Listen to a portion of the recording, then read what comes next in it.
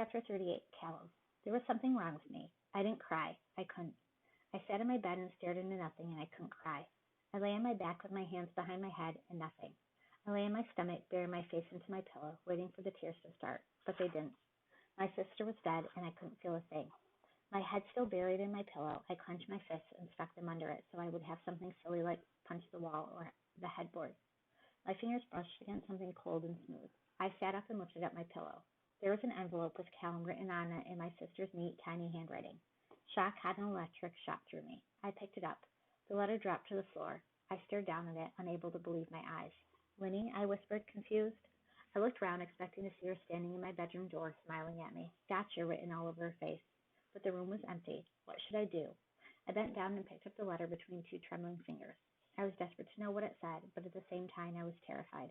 Count to 3 and then do it. I got to 2, then tore open the letter. My heart hammering, I began to read. Dear Callum, this is a very hard letter to write, but I wanted you of all people to know the truth. By now, if I'm very lucky and God is very good, I won't be around anymore. I'm tired and I want out. It's as simple as that. I've tried to think of the best way to do this, and I think walking in front of a bus or a tram or a train is the easiest. A car is too hit and miss. See, my sense of humor has come back along with my sanity. The return of my sanity I can't stand. It's the return to reality that I can't cope with. I'll try to make it look like an accident so that I don't shame Mom and Dad, but I wanted you to know the truth. I'm not ashamed of who I am anymore, but I don't want to live in a world where I'm not good enough, where nothing I will do will ever be good enough because I'm a not, and I will always be, and nothing will ever change that. I hope you and Seffi have more luck than Jen and me, if that's what you want. Take care of yourself, and whatever life throws at you, be strong. Be strong for both of us.